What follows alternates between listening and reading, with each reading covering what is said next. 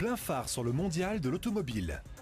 Et nous sommes déjà arrivés au dernier rendez-vous de la journée en direct du Mondial de l'Automobile de Paris. Nous sommes installés, je vous le rappelle, sur le stand de l'ASFA, l'association professionnelle des autoroutes et ouvrages routiers, situé pavillon 2 allée E. Si vous n'avez pas prévu de passer sur le Mondial, eh bien sachez que vous pouvez nous retrouver sur le web, sur autorouteinfo.fr, ainsi que sur les réseaux sociaux Facebook et Twitter. En bref, 2000 stations-service indépendantes seraient mises en péril par la baisse des prix du carburant décidée par le gouvernement. C'est en tout cas ce qu'affirme un représentant du secteur dans un entretien au bulletin de l'industrie pétrolière publié ce jeudi. Une réunion avec les professionnels du secteur se déroule justement cet après-midi à Bercy pour faire le point sur ces mesures. Et puis les marques Renault, Gordini et Alpine ont désormais un site web regroupant de très nombreuses informations sur l'histoire et le patrimoine de ces modèles entrés dans la légende. L'objectif du site www.renaultclassique.com est de permettre aux passionnés d'anciennes Renault, par exemple, de retrouver toutes les informations sur la marque et ses modèles, sur les clubs qui fédèrent les propriétaires ou encore d'aider les collectionneurs dans leur restauration. Enfin, Renault Suite est fin, qui a annoncé avec la Caisse des dépôts, ERDF, PSA ce jeudi, la création d'un répertoire national des bornes permettant de recharger les véhicules électriques et hybrides. Ce répertoire sera mis à disposition des conducteurs qui pourront ainsi localiser et utiliser les bornes de recharge existantes, quel qu'en soit le propriétaire, collectivité locale, propriétaire de parking ou opérateur de mobilité. Une petite question, le saviez-vous? Dans moins d'un mois, à partir du 1er novembre, tous les pneus vendus en France devront afficher étiquetage européen, semblable à ce qui se fait dans l'électroménager ou sur les voitures, mais qui va bien au-delà de la simple dépense énergétique. Tous les manufacturiers de pneumatiques insistent ici sur l'arrivée prochaine de ce nouvel étiquetage.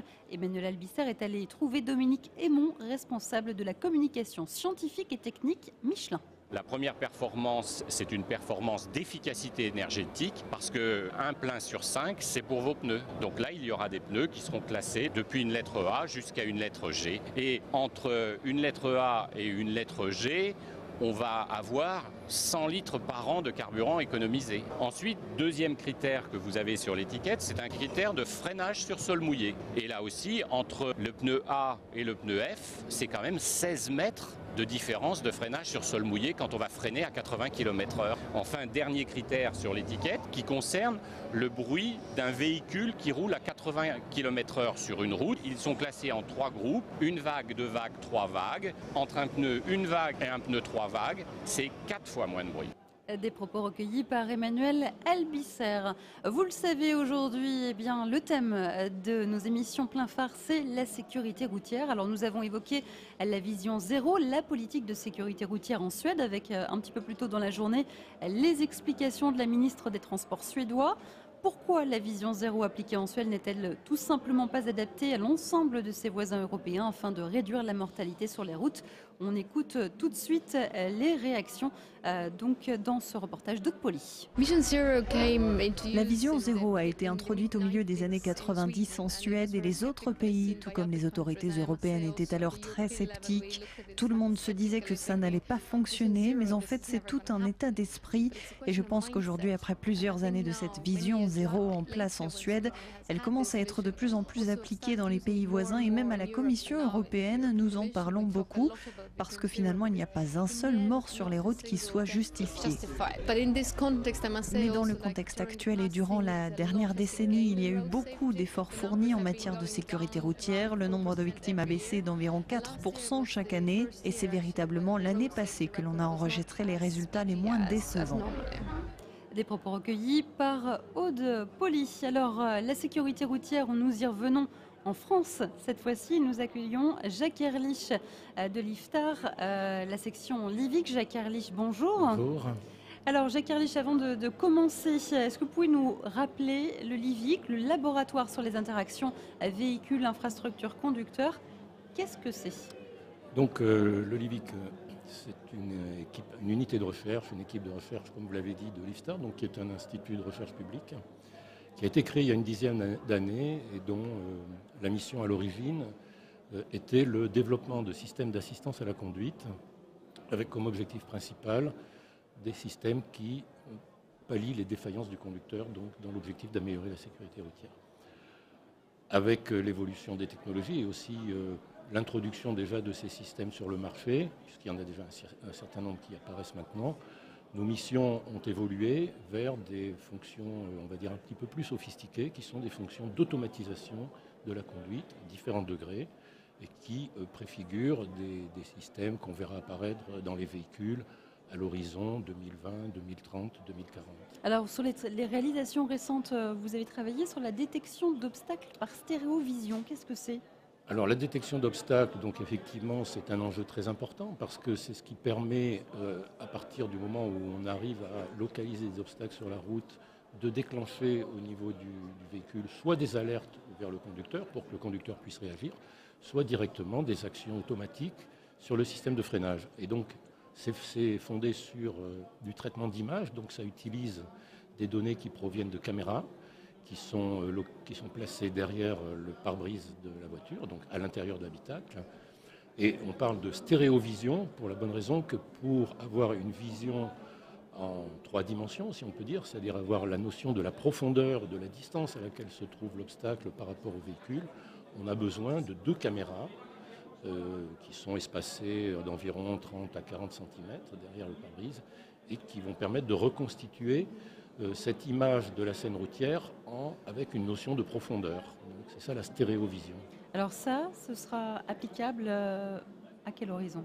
Ça, on peut dire que c'est quasiment applicable maintenant, c'est-à-dire qu'on commence à voir des réalisations de constructeurs, notamment sur les véhicules haut de gamme et plus précisément les constructeurs allemands, qui commencent à proposer des fonctions de freinage d'urgence fondées sur la perception des obstacles. Alors, tout le monde n'utilise pas les mêmes techniques. Certains utilisent des techniques fondées sur la stéréovision, d'autres utilisent des techniques fondées sur des télémètres laser à balayage, d'autres sur des radars, et d'autres même mélangent ces différentes techniques pour obtenir une reconstitution de la scène routière qui soit la plus robuste, la plus fiable possible.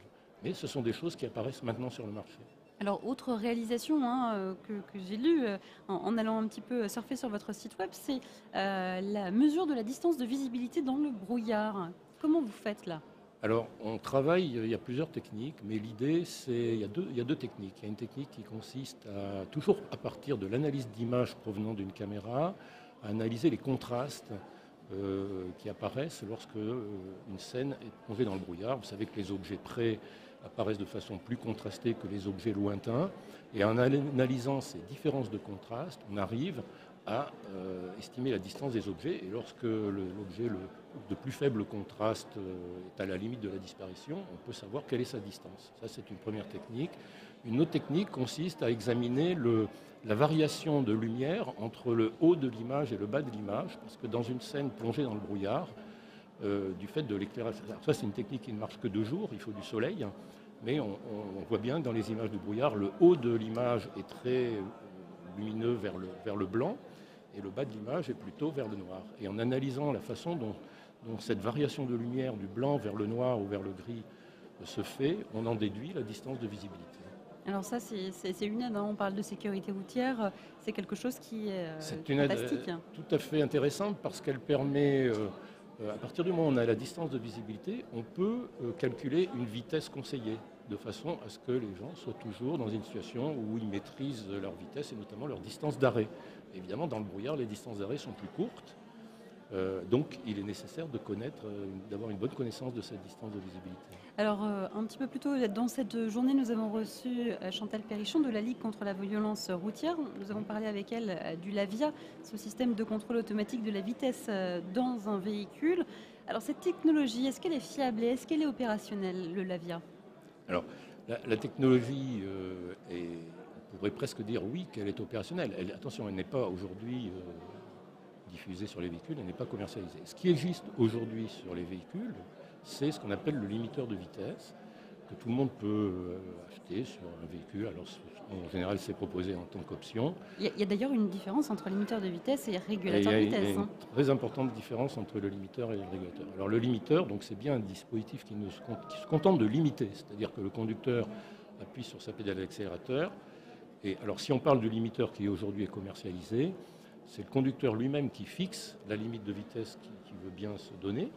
Et lorsque, mettons, il va fixer sa limite de vitesse à 90 km/h, par exemple, s'il est sur une route départementale, en zone rurale, et lorsqu'il va atteindre cette vitesse, il peut continuer à appuyer sur la pédale d'accélérateur, le véhicule n'ira pas plus loin. S'il relâche la pédale d'accélérateur, le véhicule ralentit évidemment. Et donc, ça, c'est le dispositif aujourd'hui disponible sur le marché. Le Lavia, qu'est-ce qu'il a en plus? Eh bien, au lieu que ce soit le conducteur qui fixe la limite de vitesse, cette limite de vitesse est fixée automatiquement en fonction de l'endroit où le véhicule se trouve, et c'est tout simplement la limite de vitesse réglementaire. Et est-ce qu'aujourd'hui, les infrastructures pourraient rendre possible l'utilisation du Lavia, les infrastructures routières? Oui, tout à fait. Alors, qu'est-ce que ça nécessite? Ça nécessite d'avoir quelque part enregistré dans le véhicule, ou bien transmis par l'infrastructure, mais la solution la plus simple dans un premier temps, c'est tout simplement de l'enregistrer dans le véhicule, d'avoir une connaissance de toutes les limitations de vitesse qu'on rencontre sur le réseau routier. Alors, c'est ça, je dirais que c'est presque ça le problème clé. Ce n'est pas tellement un problème technique. Tous les composants technologiques liés qui sont dans la voiture sont au point. La principale difficulté, c'est d'avoir cette espèce qu'on appelle la base de données des limitations de vitesse, donc quelque part enregistrée dans la voiture toutes les limites de vitesse du réseau routier, et surtout que ces limites de vitesse soient à jour, puisque évidemment les limites de vitesse c'est quelque chose qui évolue dans le temps, même si ça évolue pas très vite, ça change. De temps en temps on en rajoute, on en retire, on modifie la position des panneaux. Évidemment il faut que tout ça soit répercuté dans cette base de données. Donc le problème le plus important c'est celui-ci. Et aujourd'hui, ce que nous annoncent les cartographes, c'est-à-dire les gens qui font les cartes numériques qui sont notamment dans les GPS qu'il y a dans les voitures, nous disent qu'ils ont une couverture du réseau routier d'environ 93%, c'est-à-dire 93% du réseau routier est couvert, c'est-à-dire qu'on possède des bases de données des limites de vitesse qui couvrent 93% du réseau routier, ce qui est déjà très bien. Il nous manquerait en fait les 7% restants. Il nous manque les 7% restants. Alors après se pose le problème de la mise à jour. Ça, c'est encore une autre question. Merci beaucoup Jacques Ehrlich d'être venu sur notre plateau pour discuter de tout cela sur notre antenne. Prochain rendez-vous plein phare, ce sera demain à 10h. Nous parlerons des tendances équipements tout au long de la journée. Vous pouvez d'ailleurs nous laisser vos questions sur notre page Facebook et sur notre compte Twitter.